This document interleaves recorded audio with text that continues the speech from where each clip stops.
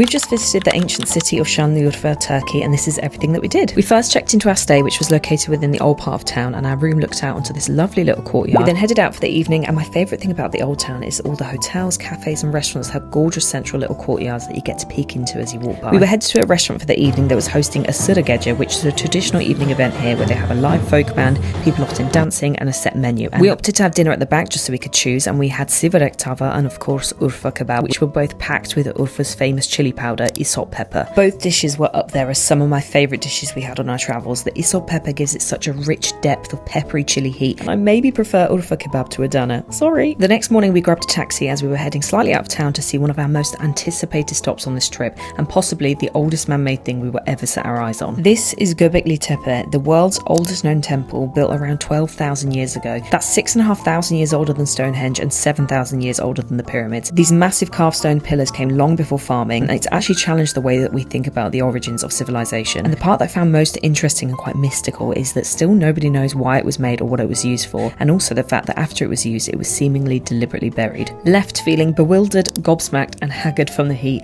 we stopped for some lunch and had a delicious pide in Lahmacun. Really good spot, this place. We then dragged ourselves in the heat to the museum just to read further up about Gobekli Tepe and see more of the ornaments and carvings that they found on site. So you used to actually be able to stand within Gobekli Tepe, but you're actually not allowed anymore, and so it's great they've made a little replica inside the museum and you actually get to feel the proper scale of the 20-ton pillars around you. We freshened up and headed out for the evening, and first we headed to a rooftop bar where we had our first decent margarita of the trip, and we played cards here until the sun went down with a lovely view of the old town. Then the restaurant we found was actually fully booked, so instead they actually sat us in the courtyard below, so we basically got to enjoy a private dining experience, which was very nice. And they didn't give us a menu and basically said the chef will make us whatever they want to, which was really nice actually, just to have a surprise and kind of have it chosen for you. The hummus, cheese and bread they brought out were all gorgeous, as well as this mixed pastry platter and stuffed dried aubergine full of lots of rich unique flavours and textures that we hadn't had before. Then we had two similar dishes that were kind of like the tava that we had the night before, and I mean, I wasn't complaining. Rich, unctuous, delicious. The next morning we headed to this courtyard coffee shop for a tasty little toasty and a bit of a meh iced coffee, but it was fine, before heading to the bazaar, which is full of shops selling Urfa isot pepper and lots of other spices, clothes and accessories, and I actually picked up a few new headscarves, including this gorgeous paisley one, for a proper bargain. We then headed to one of the most famous landmarks in this city. This is Balıklıgöl, or the Pool of Abraham. So it's set within one of the most beautiful gardens I think I've ever seen, and the site has been an important place of worship for over 2,000 years. And just the colour of the water set against the backdrop of the Ottoman architecture and mosques with thousands of carp swimming around it, and then on top of it a tropical garden, was just absolutely incredible. I loved this place. Finally, at the base of the castle we found a cave cafe that was really heavily decorated with antiques and ornaments, where we tried menengiç coffee, which is pistachio coffee. But my gosh, this was delicious and just a great end to our last day in Urfa.